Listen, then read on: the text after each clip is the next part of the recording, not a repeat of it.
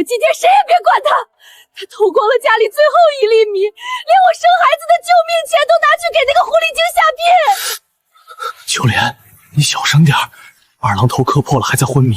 我小声，沈平，过半个月交不上人头税，你就要被征去服徭役，那是上前线征战九死一生啊！你爹腿上有伤走不了，你这一去凶险万分，留下我们娘俩怎么活？就为了护着你那不争气的弟弟，你连自身安危都不顾了吗？这不是我连加了2天2夜班的互联网大厂，也没有无良老板，我这是穿越了。大雍王朝，旱灾5年，原主是村里出了名的地痞泼轮，全家省吃俭用，这小混蛋却把家里保命的钱偷了个一干二净，跑去下聘，结果被狗追着咬，一头磕在石头上，把命给磕没了。别人穿越穿金戴银，我直接拿了个全家仇人的天崩剧本。行了，莲娘怀着身孕，受不得刺激。这睡前我想办法，明天我进大帽山深处。爹，大帽山深处那是人进的吗？你腿还瘸着，去了就是给狼群送菜。那不然怎么办？眼睁睁看着你去死，看着二郎被抓走吗？检测到宿主面临生死存亡危机，卜卦系统绑定成功。金手指随之弹道，每日一卦，趋吉避凶。当前可抽取新手大礼包，是否立即卜卦？抽奖。叮，新手抽奖完毕，请谢餐具。在这玩拼夕夕呢，连个新手保护期都没有，直接卜卦。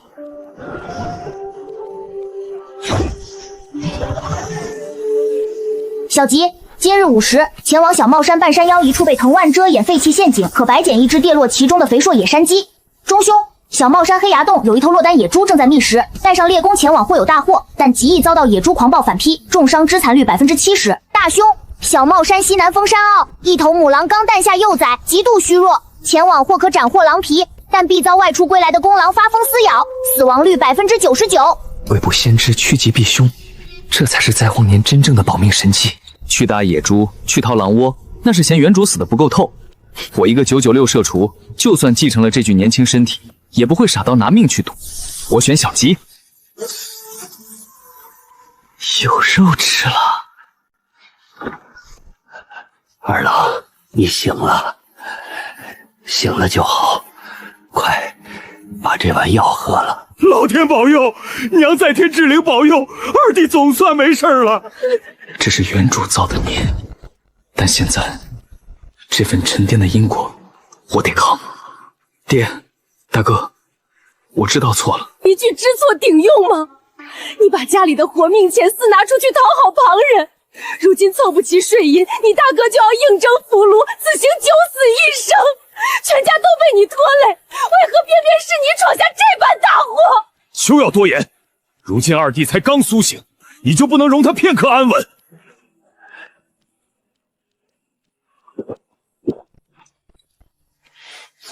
大嫂说的没错，从前那个顽劣不成成器的沈安早已不在了。爹，大哥，你们不必进山涉险，徭役的银钱我来想办法。我在屋里躺得骨头疼，去小帽山附近转转。天黑前我要是没回来，就别留我的饭了。既然有了卜卦系统，我就不信自己撑不起这个家。二叔连背篓和铲子都不拿，娘，二叔是不是又要跑去镇上蹭肉包子吃了？小莲好饿呀。吃肉包子算什么？今天二叔先给你弄只肥鸡回来打打牙遭。二叔，今晚真的有野鸡吃吗？他已经许久未尝过肉味了。家中本就靠着沈怀山打猎为生，野味并不算稀缺。可这些年赋税徭役繁重，打来的猎物大多拿去变卖换钱，余下少量肉食也全被原主独自享用。他向来自私，从没想过分给年幼的侄女。有。把他带上防身，别逞强。这几年连年荒旱，山上猎物稀少，就算是经验老道猎户，也未必能有所收获。你要是转悠一圈找不到猎物，就早点回来。身怀卜卦系统的我，心里自有把握。二郎总算开窍懂事了，我就知道这孩子本性不坏。如今知晓家中难处，主动上山打猎补贴家用了。家里日子艰难，还不都是沈安造成的？不过上山一趟罢了，有什么好高兴的？大郎，你说沈安会不会把猎弓卖掉换钱，跑去隔壁王家村找李章商议提亲之事？不会的。二郎平日里虽说吊儿郎当，没个正形，但心里向来有分寸。话虽如此，沈怀山的脸色却格外难看。他望着沈安离去的方向，神情愈发复杂。此地已连续5年大旱，田里收成惨淡。大郎在镇上做木工活，店家又以西南边境局势不稳为由，拖欠了整整2个月的工钱。说句实在话，如今全家的生计几乎都指望这把猎弓。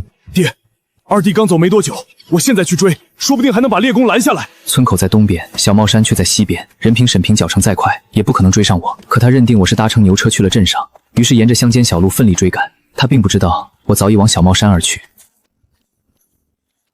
早知道该带把柴刀过来。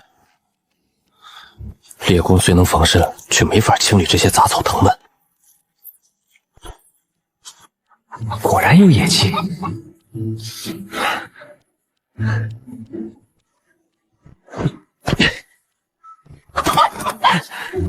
足足有3斤多重，今晚一家人的饭菜有着落了。没想到沈家家底这般单薄，10两银钱根本撑不住几日挥霍。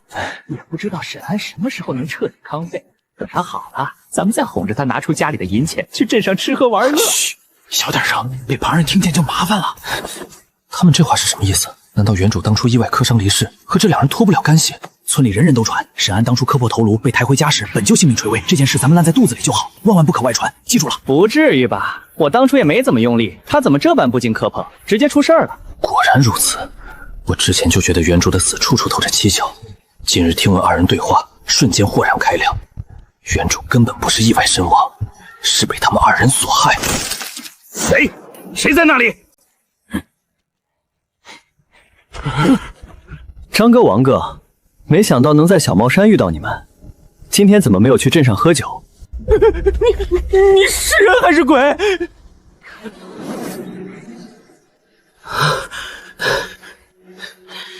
听说你在下聘的路上出了事，我们担心你的安危，夜不能寐，哪里还有心思去镇上？不枉我们这2日求神拜佛，你果然好了。趁现在天色还早，这2日我们为你吃不着睡不好。作为兄弟，你现在好了，怎么也要请我们去镇上酒楼吃上一顿，好好补偿我们吧。是啊，这2日可累死我了。看着2人贪婪的嘴脸，我暗骂一句厚颜无耻。明知我极可能听到了真相，却还装作无事发生，甚至还要我对害死自己的他们感恩戴德，好怂恿我回家取钱请客。如果是原身那个蠢货，或许听了会感动，可我前世在外闯荡多年，什么人没见过？这2人就是市井无赖，不对，是心性恶劣至极。我倒是想，可想必你们也听到我家的情况了，实在拿不出多余的钱了。否则，我有钱又怎么会私藏着？早就约上2兄去镇上好酒好肉了。在荒年，村子里除了李正和高屠夫家，就属沈怀山几个猎户最富。5年干旱，家里有20两，已经非常多了。没想到沈家这么不经花。谁说没有钱？你手上的猎弓成色不错，拿去镇上一定能卖个好价，到时候又够我们吃上好几天了。这不行，我爹要是知道我偷偷变卖猎弓，定会重重责罚于我。而且猎弓是我家吃饭的家伙，不能卖了。瞅你紧张的样子，我不过是在开玩笑。作为好兄弟，我们就算砸锅卖铁了，也不能让你受家里人欺负了去。我们上山寻找野货，想着要是能猎到，就给你送去补补身体。沈哥你不厚道啊，亏我和金宝念着你，你却藏着这样的好货不吭声。这野鸡我们就带走了，正好你婶子最近身子虚，需要补补。谢了啊。虚情假意，道德。原身吃这一套，但我绝不吃。站住！我好像没同意让你们把野鸡带走吧？沈安，你想干什么？既然我继承了这具身体，那么张二狗和王金宝便是害死他的凶手。面对仇人，我绝不心慈手软。沈安，不过是一只野鸡，没必要剑拔弩张吧？野鸡还我，否则别怪我不客气。野鸡还我，我不想说第3遍。这2天没一点荤腥油水，这野鸡就算对半平分，我也能分到1斤半，足够吃2天了。还给你便是，我可没有你这般小肚鸡肠，算我体恤你这个弟弟。话说的冠冕堂皇，明明是我辛苦捕获的野鸡，他半路强取，倒成了好人。咱们都是自家兄弟。二狗摔了一跤，正憋着气儿呢，你千万别往心里去。这野鸡你留着补身子，等你伤好了，我再帮你出主意，谋划向婉儿表妹提亲的事儿。从前事事讨好我，百般迁就，如今摆出这副冷淡的死样子，装模作样给谁看？二狗，别置气了，日后他就算列再多野味求和，我也得斟酌要不要他回来。哼，至于婉儿表妹那门亲事，这般忘恩负义的人，不结也罢。我堂堂杏花村的狠角色，今日竟落了这般颜面，实在憋屈啊！你就是太心善，没看见他方才那阴狠的眼神吗？他不配和我们相交。脸都撕破了，竟还以为我会像从前那般卑微讨好，主动贴上去，真是可笑。回想方才偷听到的对话，这两人贪图钱财，打着提亲的幌子，途中故意放犬惊扰原身。那次摔倒本不致命，是他们趁倒地时暗中下死手，为了私吞钱财，这才是殒命的真正真相。原身放着真心待他的家人不顾，好吃好喝的供奉这两人，最后却养出了两头忘恩负义的白眼狼。他们离去时满眼怨毒，这笔筹算结彻底了。我定要寻得时机，替原身清算这桩血海深冤。爹，都怪我脚程太慢，没能追上二弟，您要打要罚，冲我来吧。我原以为他今日是真的幡然醒悟了，如今看来是我老糊涂了。都怪我往日对他太过溺爱，心慈手软，才把他惯得这般肆无忌惮。我本笃定他再混账，也绝不会做出变卖谋生猎弓的糊涂事。可现在我对这个孽良算是彻底死心了。猎弓没了，家里连最后一点翻身的指望都被他断送了。我就说本性难移，浪子怎会回头？家里唯一谋生的猎弓都被他拿去卖了。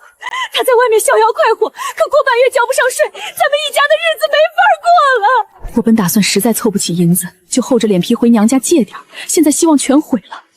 我真恨眼下这走投无路的日子，一旦当家的被迫远赴徭役，前路难测，家中本就拮据部，我们一家几人在这艰难乱世里，又该怎么撑下去啊？二弟，你这次真的太让大哥失望了。肚子好饿，小林真的好想吃一口热饭。爹娘，什么时候开饭啊？小林好饿。开饭罢了，他若真拿钱去了镇上，此刻定然吃喝不愁，何须我们等？这顿饭就算吃进嘴里，也是如同嚼蜡。这么晚了，是谁在外面敲门？莫不是镇上收税的差役半夜来抓人了？那是二弟，他手里的猎弓还在。这是一整只野鸡，他从哪儿弄来的？各位，我没回来晚吧？他真的准时回家了，而且猎弓还在他手里。幸好这家里唯一的命根子猎弓没被他拿去变卖。我就说二郎本性不坏，人品端正，你看这不就懂事归家了？爹，大哥，这只野鸡眼看撑不了多久了，得赶紧处理，不如今晚直接宰杀炖汤吧。大嫂如今怀着身孕，正好补一补身子。他竟特意惦记着我身子虚弱，一家人能如此相互扶持，再苦也值了。孩子娘，你在天之灵可曾看见咱们的二郎知道心疼家人了，终于懂事长大了。在山上奔波半日，我实在没多余力气下厨处理猎物了。大哥大嫂，这只野鸡就交给你们去处理吧。好嘞，二郎你辛苦了，快坐着歇息，我这就去烧水。秋莲，先等等，咱们一家人能吃口饱饭就行了。这肉，二弟的心意咱们都明白，可这鸡若是拿去镇上换些粟米，全家人能多对付好半个月呢。当家的说得对，换了米，全家出一丝都能活下去。爹爹，小林不吃肉，把鸡换了米，爷爷和叔叔就都能吃饱饭啦。这就是乱世里相依为命的亲情吗？比起前世的冷暖，这种温情太沉重，也太珍贵了。大郎，这只鸡留着炖汤，全家人一起好好补一顿。可是爹，这换了粮食，这是二郎辛苦狩猎的野味，猎户的规矩，狩猎不卖。他既开口要留给家人吃，便无需多言。况且这鸡撑不到去镇上了，死后无法正常放血，肉质腥涩，根本卖不上好价钱的。一只鸡算什么？只要他彻底改掉跋扈的性子，肯踏实打猎，这就比千金还贵重。只要人勤快，咱们家门口群山环绕，何愁日后没有猎物？一家人总能熬过这荒年的。大郎，听爹的，拿去炖了，今晚全家开荤。大哥，你再磨蹭，今晚我要是吃不上这鸡肉，我就直接把猎弓卖了换酒喝。这般流氓性子果真不好演，还得挨打。这等混账事儿，他一犯浑，绝对干得出来。这猎弓可是全家的命根基，万万不能让他给卖了。赶紧杀了炖上，绝不能让他动卖弓的念头。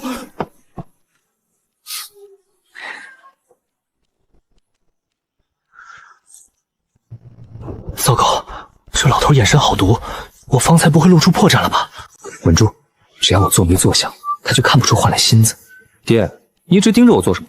皮相动作还是一样混不烂，可骨子里知道心疼家人了，这改变真真切切。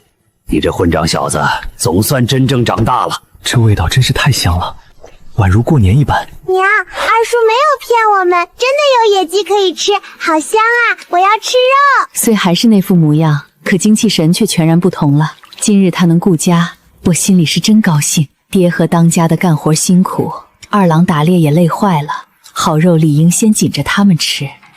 这般艰难庆境，能让小玲喝上这等荤汤拌饭，已然是难得的体面日子了。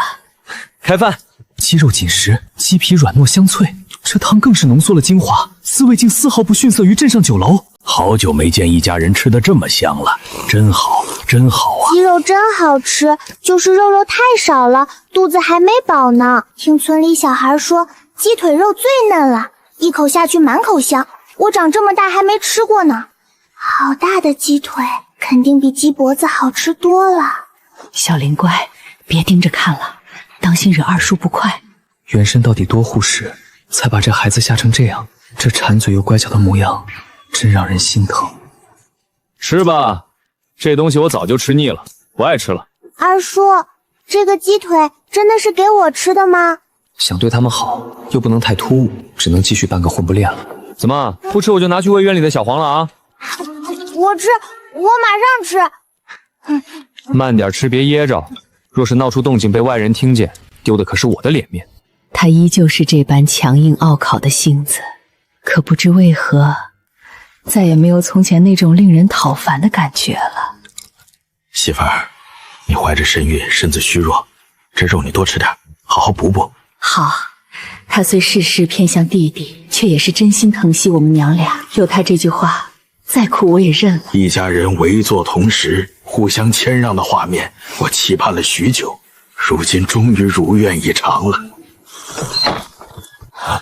沈老弟，我们今日是来退婚的。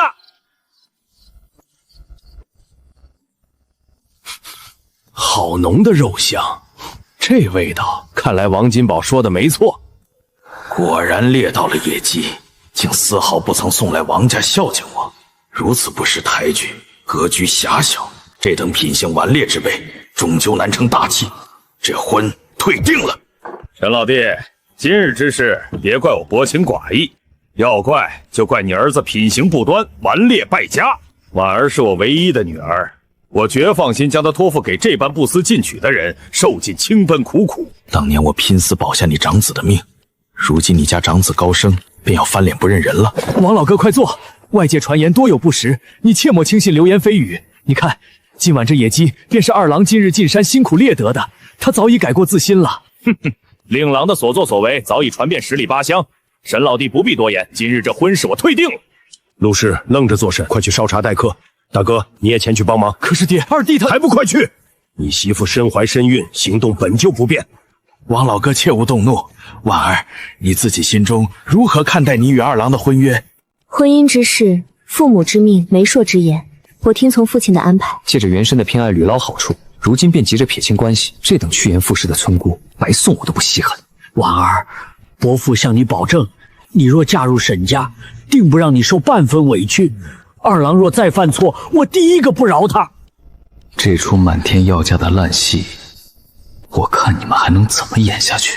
婉儿，只要你肯嫁入沈家，往后家中所有银钱积蓄，尽数交由你掌管，你看可好？王老哥，贸然退婚，传出去也会有损婉儿的名声，此事还望你再三斟酌。火候差不多了，是时候开嫁了，不必多说这些空话。沈家若是想保住这门婚事也可以，即刻将当初约定的20两聘礼悉数交出，否则这桩婚事就此作罢。他明知二郎把积蓄挥霍一空，这是故意坐地起价，可家里如今连20个铜板都凑不出啊！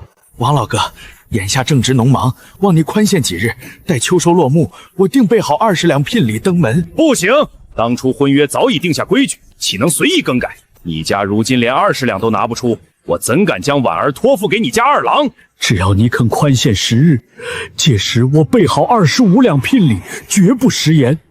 只要变卖家中仅剩的2亩黄蹄，我在常年上山涉猎，勉勉强强也能凑齐了。我也并非不近人情之人，宽限几日可以，但聘礼需涨到50两。若是50两都凑不齐，这门婚事便彻底作罢。就算卖尽全部家产，也只够50两。王家这是铁了心要逼死我们，刻意折辱，漫天要价。既然你们连脸都不要了，那就别怪我掀桌子了。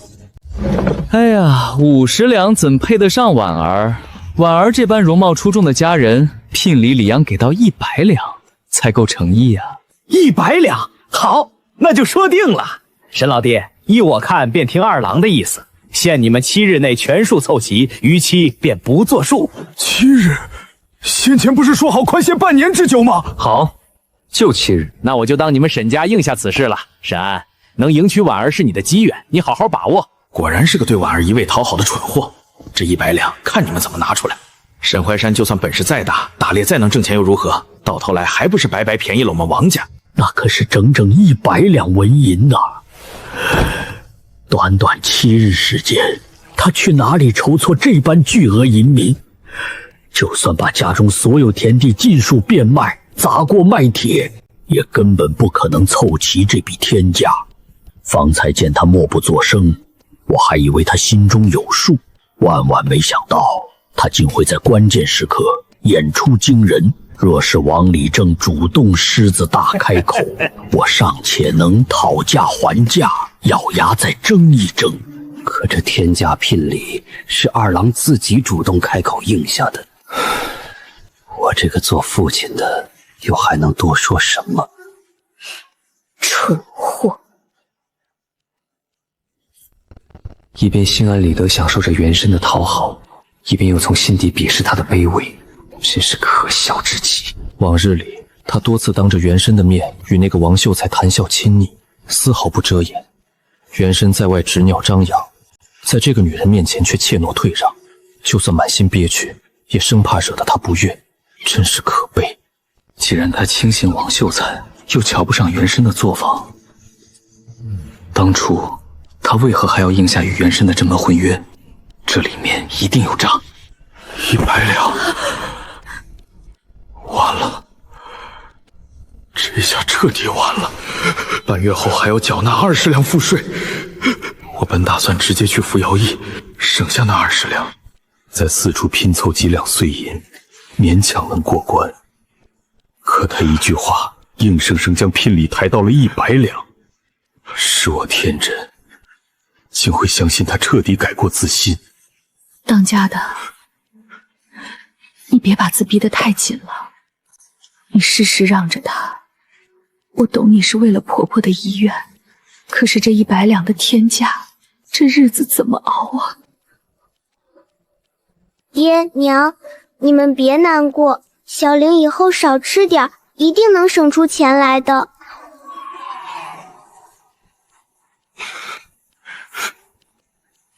岳父，你们来得正好，今日我进山猎了野鸡，留下来吃个晚饭再回去吧。果然被我拿捏得死死的。婉儿，站着难免劳累，快过来坐到我身边。这副谄媚的穷酸样，真让人恶心。岳父，婉儿，你们为何不肯落座用餐？这是不肯给我沈安情面吗？不给你情面又如何？你素来是村中顽劣不堪的子弟，我肯将婉儿许配给你，已是你几辈子修来的福气了。好，既是不肯给我情面，还当众辱我名声，这话若是传出去，我日后在乡里之间如何立足？这门婚事我反悔了。二郎，休得胡言，有话好好说呀。沈安，你可想清楚，以你往日的名声，错过这门亲事，往后再难寻得这般机缘。到时候就算你低头示弱，我也绝不会再将婉儿许配给你。时至今日还敢辱我名声，爹，这门婚事就此作罢。就算王婉儿主动登门，我沈家也绝不迎娶。赶紧请他们离开，当面辱我，不给我半分情面，何必多留？方才明明商议妥当了，转眼便翻脸变卦，到底吃错什么药了？呸！果然是顽劣成性，还说已然改过自新，简直是无稽之谈。爹，你还在多说，眼看到手的100两聘礼就此落空了，你非要把事情闹到无可挽回的地步。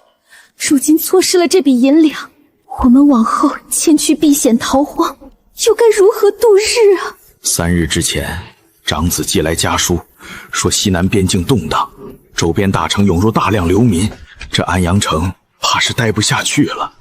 唉，我哪里能料到沈安今日行事如此反常？本想借机筹措一笔逃荒的路费，这100两算是彻底没了。你与他相处许久，素来知晓他的性子，方才你为何不及时拦我一拦？我怎会料到这等变故？沈安纵然容貌俊秀，却终究是个不可理喻的混人。我素来偏爱温文尔雅的读书人，对这般子弟本就无心。以往沈安屡次寻我，我次次都会邀王秀才一同作陪。谁能想到，往日对我百般迁就的沈安，如今竟这般捉摸不透。被当众逐出沈家，实在太过丢人。爹打心底里也瞧不上顽劣的沈安，所以对我私会修缮，一直睁一只眼闭一只眼。10里8乡，唯有那王秀才，他日科举重启，便能跻身仕途。只是如今时局动荡，科举的念想已然难以呈现了。但结下一门秀才亲事，往后迁居避险，也能多几分便利与依仗。眼下最要紧的是想办法从沈家拿到那100两聘礼。有办法了。爹，你想到什么法子了？回去之后，我们就刻意散布消息，扬言7日之后，你便要与那王秀才定亲成婚。沈安素来对你执念极深，听闻此事，定然无法坐视不。到时候他必定心急如焚，主动登门低头求娶，那100两聘礼自然能轻轻松松到手。爹，还是你思虑周全，最有办法。短短7日之内，沈安必定会放不下执念，携带着100两登门求我。我反悔了，不娶了。他刚刚说退婚，不娶了。孩子他爹，你方才听清了吗？往日里他执拗极端，执意非王婉儿不娶，甚至屡次为了那女人与家里争执决裂。如今他竟主动开口退婚，我莫不是出现了幻听？疼！你好好掐我做什么？原来我没有听错，小叔子他真的不娶了。那之前定下的100两聘金约定，自然也就不作数了。婚是退了，可把李正得罪死了，后续怕是麻烦不断啊。二郎，婚嫁乃是终身大事，万万不可戏言。你可知自己方才所言意味着什么？孩儿自然清楚，我心意已决，断然不会再娶王婉儿。爹，我过往行事荒唐，顽劣任性，此番死里逃生，已然彻底醒悟，我是真心想要改过向善。那王家福今日登门，只为钱财，这般贪恋浮华的女子，不娶也罢。再者说，100两纹银绝非小数目，有这笔巨款，我何愁娶不上良配？即便是那镇上的千金，也足以匹配了。二郎说的对，10两已然是相中高价，往日真是糊涂，竟为那王家女错失分寸。孩儿他娘，咱们的二郎终于长大了。二郎，你既然本就不想娶王婉儿，方才为何还要主动抬价，应下100两死约？自然是故意戏耍他。既然王家厚颜无耻，漫天要价，便该料到会落得一场空。今日之事一旦传开，乡里都会知晓他家索要天价聘礼，往后谁人还敢登门求娶？二郎，还是你聪慧机明。那王婉儿本就并非良配，你放心，往后我和爹定为你物色个胜过她的好姑娘。大哥，我的婚事暂且不急。二郎，我不是有意诋毁旁人，只是一时口无遮拦。大哥无妨，想说什么直言即可。眼下我无心谈及情爱，如今家中头等大事是筹措20两赋税，渡过难关。20两赋税，拖不得了，只能拼这把老骨头了。我的腿伤已然大好，明日便进山狩猎，半月内定能凑齐。不行，爹，伤筋动骨100天，若腿伤反复落下病根，得不偿失。不如您教我狩猎技艺吧，我也想学着自立养家了。小帽山险境遍布，爹带上进山太过凶险，好在我有卜卦傍身，可趋吉避凶。这小子还是爱逞能，大郎无狩猎天赋，我早做好失传的准备了。可行，你今日初次进山便能猎得野鸡，实属运到极佳。无论如何，我先养好伤，哪怕卖了田，也要护好全家。爹若不去，这20两的催命钱，全家谁有本事挣得来啊？可是当家的，那家中的赋税，终究该如何筹措啊？此事已然定论，届时凑不着，便由我前去抵税服役。可是你去了前线，我们娘俩怎么活呀？我宁愿自己去送死，也绝不能让爹赌上性命。够了，不必多言。过往荒唐与我无关，但这般温暖纯粹的家人，我护定了。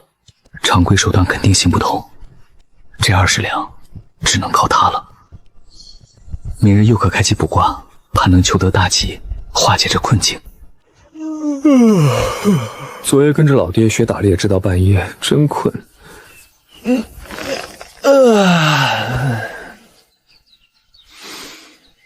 开启今日卜卦。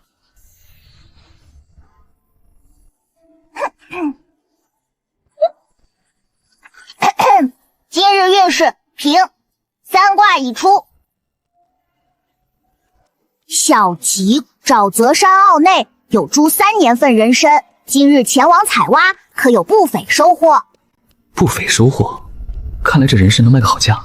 小兄，黑崖洞内有头落单受伤的野猪，可携猎弓前往，需谨慎防备野猪反扑。等等，地点还是昨天的地点，并未刷新。大兄，西南风母狼刚产下3只幼崽，极易遭母狼护崽以及公狼折返偷袭。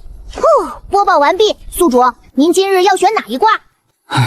原本还想靠着每日刷新的机缘，凑齐那20两纹银呢。算了，如今这份指望落空，只能稳扎稳打了。野猪受伤了，所以它的危险等级从昨天的中凶降到了小凶。原来卦象会根据山中猎物状态和我的实力，实时动态更新。以我目前浅浅的身手，对上受伤野猪虽不致死，但也毫无胜算。猎杀所得不过1两银子，一旦受伤，疗伤耗费恐怕得不偿失。相较之下，第一道吉卦采挖人参显然更为稳妥。我虽不知人参具体市价，可既然系统特意着重提示了不菲，想必此物价值定然不低，足够缓解家中窘局了，就选它。二郎，你这是要进山打猎，先吃过早饭再去吧。今日竟起得这般早，看来他是真的蜕变了，定是被退婚伤透了心。日后我定要好好为他张瞒婚事。哎，大嫂，我不饿，先进山一趟，早饭不用等我了。二郎，你又要进山，家中赋税的事你不必忧心，船到桥头自然直，我和爹定会想办法解决。大哥，和家中的那些琐事无关，是我自己想早点进山，再碰碰机缘。那也不必这般着急，先吃了早饭，我陪你一同进山。大哥别去了，大嫂临近生产，身边离不开人照料。我当真不饿，趁着清晨日头不烈进山也舒服些。若是中途饿了，我再折返回来便是。二叔，今天还能吃到肉肉吗？二叔尽力，还好没让大哥跟来。这要是被他一同跟随，我直奔人参而去，极易引人猜疑，无从解释来历。系统是我最大的隐秘，即便是至亲也绝不能外露。杏花村已然连续5年遭遇旱天了，即便起了大早，这体感起码也有40度了吧？才刚走到山脚，这一身衣衫就被汗水彻底浸透了。有了昨日的经验，得先快速确认四周无人跟踪。很好，很安全，不能再耽搁了。径直去卦象指引的那处山坳，搞前要紧。走了1个半时辰，感觉整个人都要被烤干了。好在终于抵达了这片干涸的沼泽区域。这老树荫底下长着些许苔藓，土质明显比别处松软湿润，必定就是系统指引的人参位置。长途跋涉体力消耗太大，待歇息恢复了再动手。老话不虚啊，宁可信其有，不可信其无。太累了，着实是个苦活。早知道这般辛苦，当初便选去猎野猪了。不对，那野猪可是小凶之兆。在狩猎本领未擒书前，我绝不能拿安危去赌运气。世事10赌9输，人身性命仅有一次，容不得半点侥幸。涂上灶灰做好防潮，待会儿去镇上定能卖个好价钱。这趟总算没白跑，希望镇上的药铺能给个好价。20两租税的催命符，今天就能解决一点了。沈家二小子，今日稀奇啊，可有猎到什么野货？李伯，你也看见了，今日一无所获，空空如也啊。他竟叫我李伯，往日他对我向来轻狂无礼，这小子真转性了。二郎别泄气，这大旱天的，山上本就没猎物了，你肯吃苦就难得啊。一群等着看笑话的长舌妇，没必要跟他们争辩。张守教训的是，二郎受教了。郑大娘心善，往日没少帮扶沈家，这份恩情得记下。真是稀奇，沈家这二小子看来是真的改过自新了。只可惜眼下正逢鸟税关口，差的那20两，怕是不好过呀。看二弟累成这样，当真越发懂事了。二叔，今天没打到猎物吗？今晚吃不上肉了。小玲，不许乱说话。进山打猎哪能次次都有收获？快去给二叔倒碗水。浑身全是臭汗，待会儿还得去镇上，必须洗个澡。当家的家里水勉强只够今日3餐了，能找李治提前去老井打水吗？连年大旱，这年头买1桶水居然要10文钱，水比肉还贵了。大哥，别去求李正了，我们出钱再买2桶，等我从镇上回来一并结清。你去哪里凑钱结账？那株人参能换不少银钱，买2桶水算什么？你不必多问，嫂子临产在即，多备清水总归稳妥些。二郎说的在理，大郎，你就听你弟弟安排吧。终于活过来了，走，去镇上销赃换钱。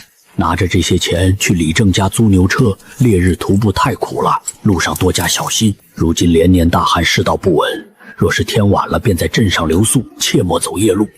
爹放心，孩儿定会尽快赶回来，让这个家好起来的。沈家小子，今日怎么不见你和张二狗同行，独自租车去镇上？李正叔，我已与他们划清界限，往后绝不再做顽劣出格之事了。李正叔，他竟这般尊称我，看来沈家二郎是真的改过向善了。怎么回事？镇上的外来流民明显增多，这气氛不对劲。这位老哥，冒昧打听一下，镇上为何多了这么多流民？林地城池突发动荡，大批百姓四处逃难，我也是侥幸逃到此地啊。当地官府未曾出面安置维稳吗？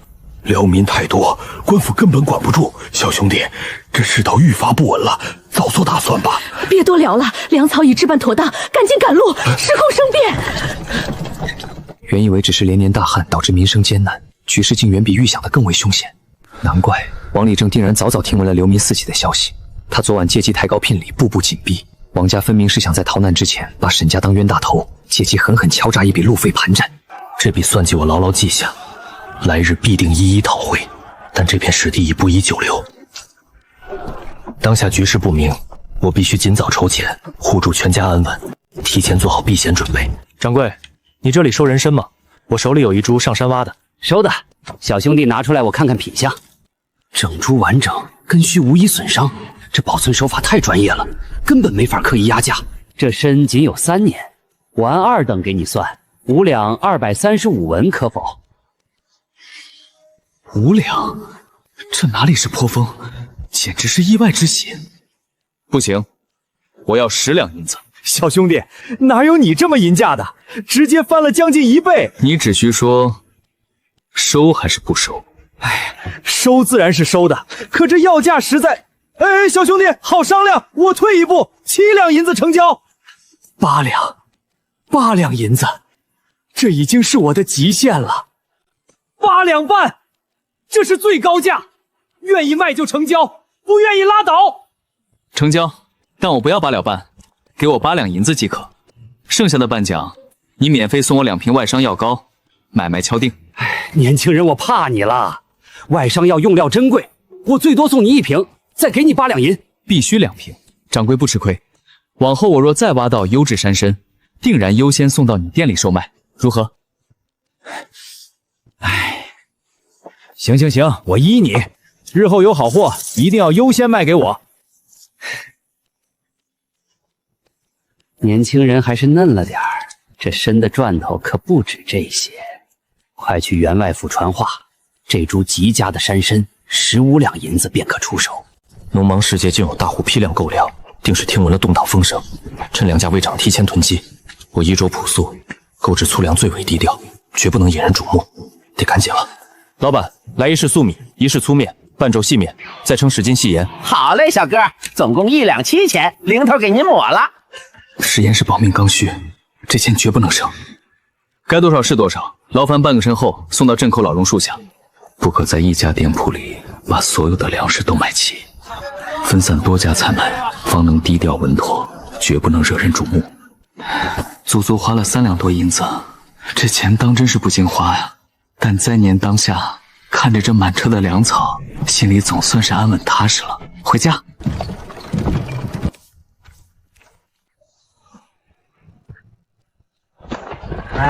沈哥，买了这么多粮食，分我家一半吧，刚好我家都快揭不开锅了。好狗不挡道，凭什么给你？简直是不知廉耻！好疼！沈安，你居然敢动手打我，骂我！打的就是你，别揣着明白装糊涂。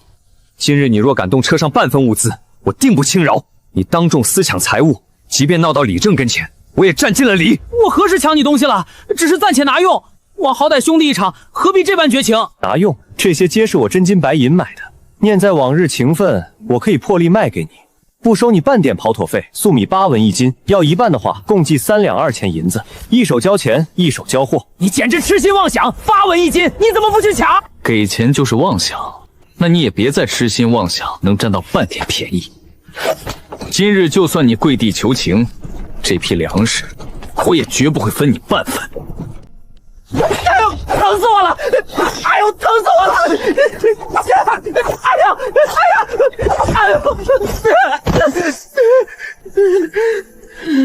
好狗不挡道，立刻让开！我就不让！有本事你就直接扬过去！既然被我撞见了这车粮草，便该有我一份。哼，既然如此，那便是你自找的。停下！快停下！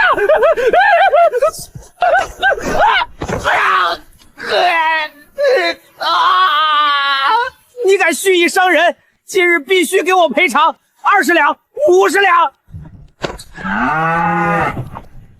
你确定？只要100两？没错，少1文钱，我今日绝不放过你。我出10文钱一拳，在场乡亲但凡愿意出手教训无赖，我当场现结，绝不拖欠。你说什么？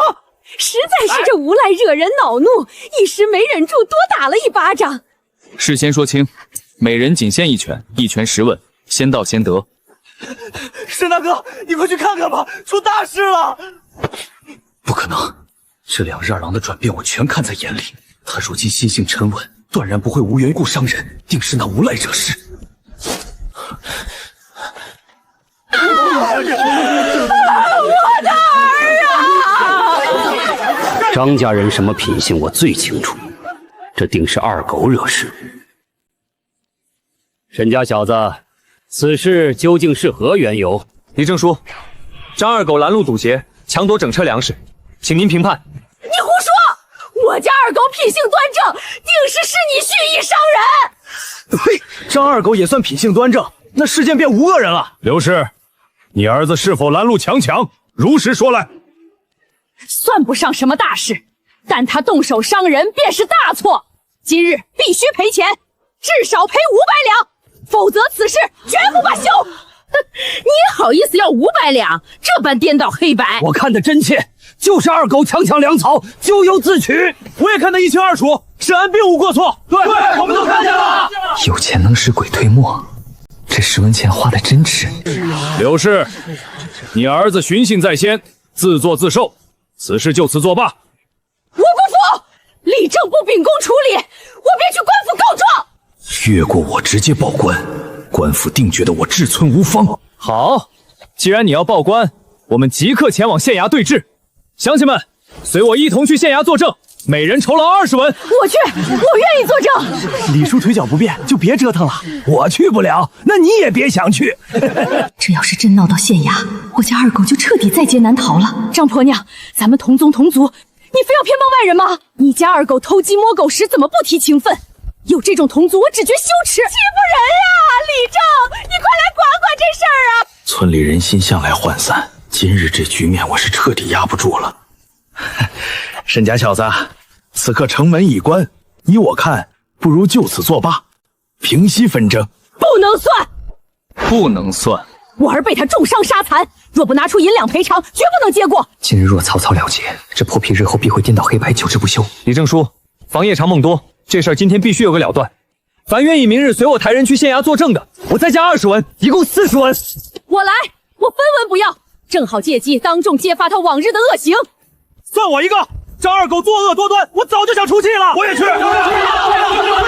无偿作证，送他见官。竟牵扯出这么多受害者，即便我不再插手，他也绝无善果。但我这人睚眦必报。完了，非但没讹到钱，反倒激怒了全村，二狗这回死定了。李正，我不报官了，求您发发善心，让大家饶我儿一条生路吧。沈家小子，大家同村而居，张二狗已受重罚，今日便给叔一个情面，就此接过吧。李正叔秉公行事，我听叔的安排便是。这孩子褪去了往日莽撞，竟变得如此沉稳内敛，连我都看不透了。天色已晚，大家散了吧。往后他若再敢为非作歹，我定押送官府。这老狐狸拿我做顺水人情，拉拢人心，不过也罢，目的已然达到了。刘氏，光天化日之下，你竟敢欺负我弟弟年少，上门讹找我沈家！我可没动手啊！大家都看见了，别想讹我。大哥，你怎么过来了？我听闻你在村口起了争执，生怕你吃亏，可有哪里不是？我没事，大哥，我有要事想和你细说，我们先回家吧。这么多粮草，你从哪儿弄来的？好，我们回家。二郎，你从哪儿得来的银钱，买下这么多粮食？大嫂，这里有野味、猪肉和排骨，晚饭劳完你安排。哎，好嘞。爹，我正有事要细说，等卸完粮，我和大哥去你房里。二郎神色如此凝重，定是外面出了天大的变故。好，二郎，到底是什么事儿？非要躲在屋里细说，在外边说都不行。大哥，此事事关重大，暂且不能让大嫂小妹知晓，免得徒增慌乱。爹，大哥，今日我上山挖到了人参，这整车粮草便是卖人参换的。这些是剩下的银两，还有2瓶外伤药膏。8两银子，他竟然一天就赚到了我们10年的积蓄。如今世道已然不同，各处隐隐动荡不安，很快便有大变。今日我在镇上明显发现流民大幅增多，我偶遇一位逃难商贩，西边城池局势大乱，当地百姓四处奔逃，秩序已经彻底崩溃了。西边崩溃，那咱们这毗邻的城池屏障根本难以长久安稳啊！此事宁可信其有，这便是我倾尽所得，大肆囤积粮草的缘由。我们别无选择，必须提前筹谋，早做避险准备。二郎说的对，这乱世真的要来了，躲不掉了。二弟，你当真没有听错消息？这太可怕了！千真万确，事关全家老小性命，所以我才倾尽积蓄买粮。我常年待在村中，实在难以想象，这天竟然要塌了。二郎，爹信你，无论局势如何，家中囤足余粮便是上策。大郎，那些流民被天灾逼入绝境，早已不能用寻常理看待了。爹，那我们接下来该如何是好？二郎心思缜密，你怎么看？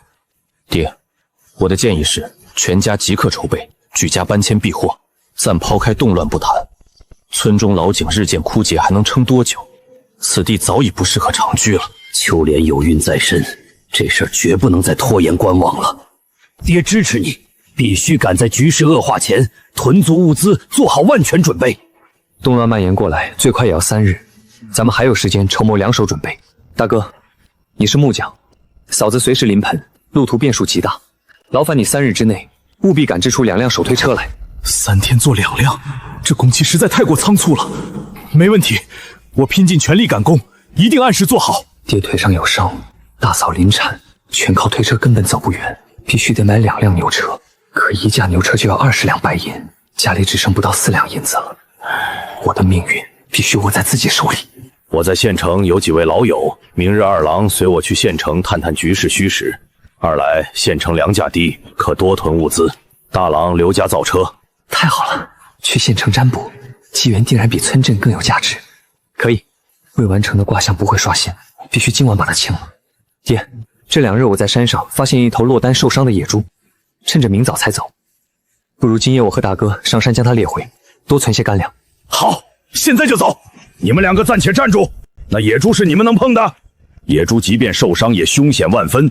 届时我喊上高屠夫与一众猎户一同前往。难怪是小兄，爹这般高手都如此谨慎，我真是小看他了。听爹的。爹，逃难的事，我想带上秋莲的娘家人一同避难。可以，明日你通知他们提前囤粮，届时相互有个照料。爹，逃难之事，我们是否告知李征说，让全村一同结伴？号召全村不妥，相邻故土难离。若外界未波及本村，沈家定遭排斥非议。二郎还是心太善了，村中各家贫富不一，粮草耗尽必定生乱。爹以为我是在发善心，乱世之中哪有什么善心可言？爹，若是路遇歹人劫粮，对方是挑孤身逃难的一户劫，还是劫抱团的队伍？那定然是挑一户人家下手。二郎，我说的没错吧？没错，全村沾亲带故，就算有人生贪念，也不敢当众作恶被驱逐。爹懂你用意了，多一人结伴，便多给咱们家添一份自保之力。吃完饭，我便去找李正细说此事，哪怕只有几户愿意走，爹也必定说服他们。大哥，你去邀约高屠夫与猎户，来家商议今夜猎野猪的事。好，我这就记下。咱们先去吃饭。这钱是你凭本事得的，你自己收好。爹收好，明日拿去采买粮草。前些年是我玩叶，未尽孝心。二郎是真的长大了，往后这个家有指望了。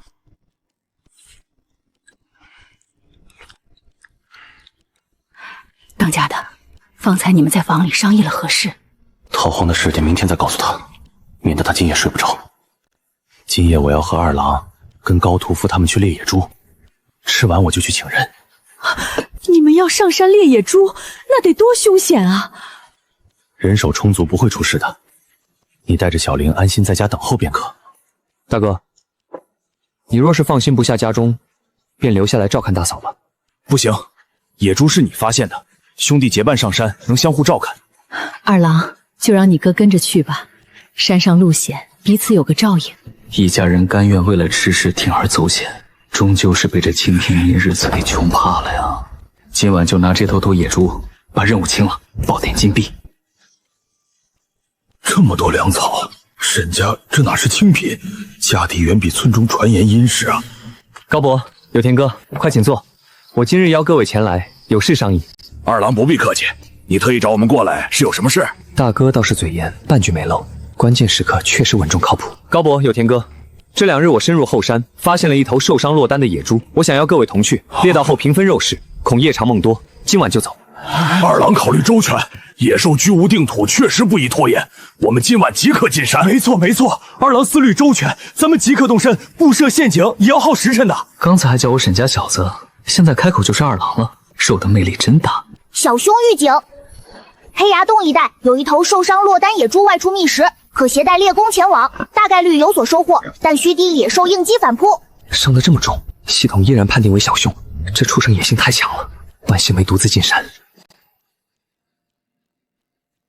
刻意绕几段路遮掩下踪迹，方能打消这帮老猎后的疑心。这重量不下300斤，若是早前独自遇上，二郎就能独享了。打猎除了胆识，气运更重要。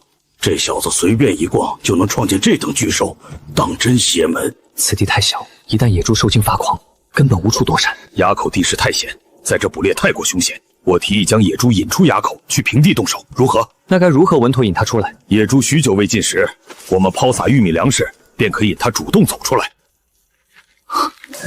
那伤口是狼爪抓的，这野猪定是误入了狼域，被公狼抓伤。万幸我没选大凶，今夜回去必须跟着爹潜心熟习防身武艺，保全性命才是根本。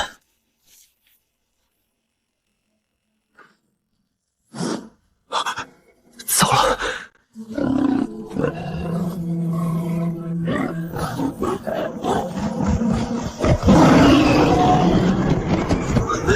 该死！躲开！快跑！野兽想要夺我性命，我绝不会坐以待毙。既然要死战，那就来比比谁更狠。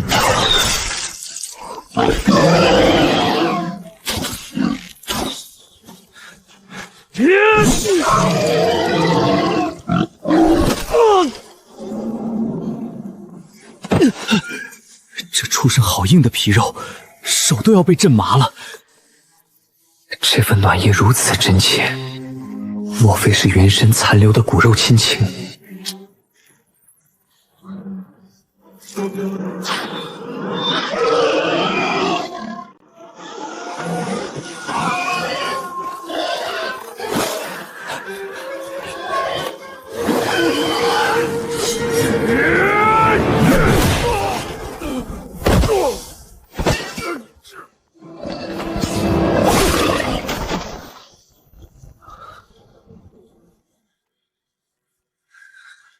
这哪是全靠气运？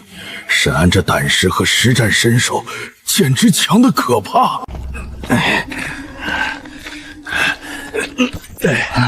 沈二娘年纪尚轻，这等重活交给我们处理即可。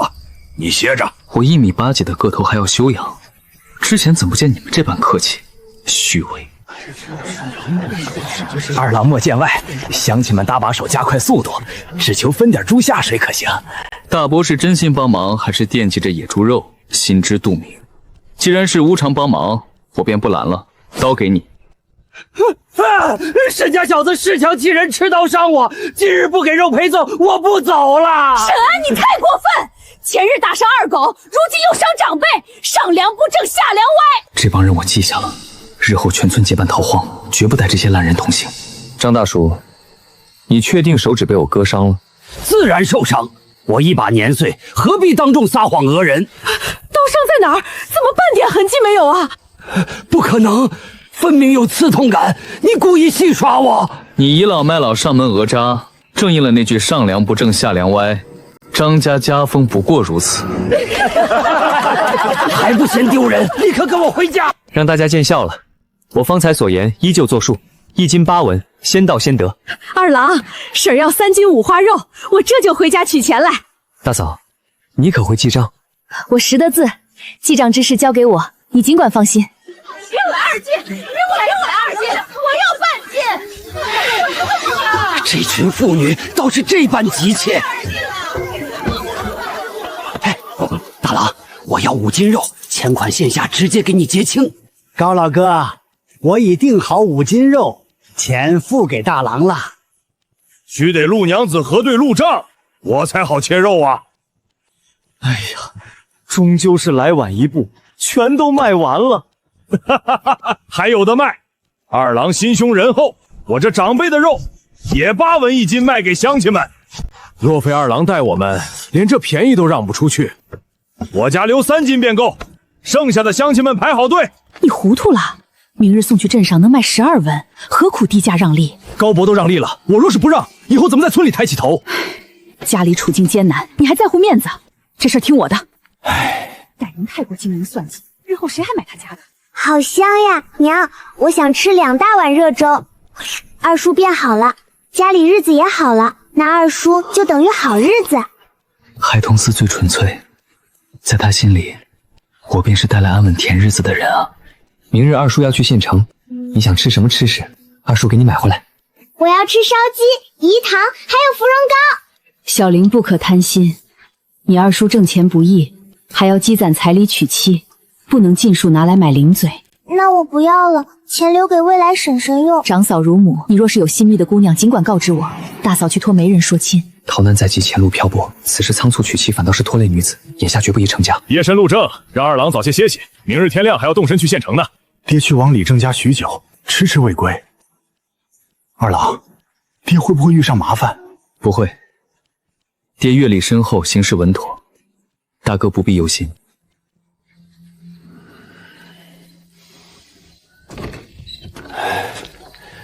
爹，李振书那边商议如何？进屋再说，切莫吵醒大哥一家。事情敲定，明日李正随我们进城核实灾情，若属实便通报全村逃难。方才我见你在扎马步，爹，逃难前路艰险，我想重新跟您修习防身武艺，可以吗？好，好，好。往后每日卯时随我站桩，持之以恒7日，我便教你拳脚。我没胃口，满心都是村落逃难琐事，心绪郁结，吃不下东西。糟了，大嫂胎动提前，怕是要连夜凶险生产了。爹，不好了，秋莲破水要临盆了！怎么这般仓促？遇事慌乱失态，成何体统？我方才告知他逃难之事，他受惊动了胎气，眼下该如何是好？别废话了，立刻去请稳婆上门。大哥留在家中照看，我脚程快，我去请张婶。快去上热水，储备越多越好。幸亏二郎思虑周全，若是没这2桶水，今夜秋莲就危险了。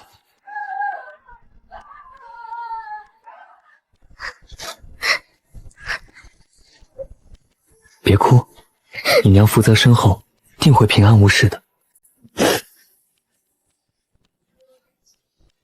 前世不善言辞，满心疼惜，却只能说出这一句笨拙的安抚话语啊！平安降生，市民南营，产妇孩子皆安稳无恙。辛苦张婶操劳，小玲，快给张婶盛一碗排骨汤。逃难及至，此时诞下孩儿，这乱世不知是福是祸啊！这身形不载我拳头大小，看着格外脆弱易碎。二郎读过书，学识广，麻烦给孩儿取个正式大名吧。我早年读书只是粗浅度日，这取名还是交由爹来定夺吧。乳名就叫二娃，好养活。大名便叫沈乐康吧，愿他一生无灾无难，平安喜乐，康健顺遂。这是好名字，大名沈乐康，乳名依旧叫二娃。本不想留饭叨扰，可这饭菜太香了，多年吃过这么好的荤食，不必再添饭菜，我已然吃饱。今日一餐，已然抵得过酬劳心意了。张婶，这是接身酬劳，10文铜钱外加10斤粟米，请务必收下。这酬谢太过厚重了，往后秋莲与孩儿任何调理事宜，随时唤我，绝不再另行复仇。产后妇人体弱，较好稳夫，往后逃难路途便能多一份保障。多谢张婶仗义相助。如今这沈二郎心性行事，早已大变模样啦。爹，咱们该细细商议全村逃难的行程计划。第1阶段生存任务达成，宿主好样的！完毕。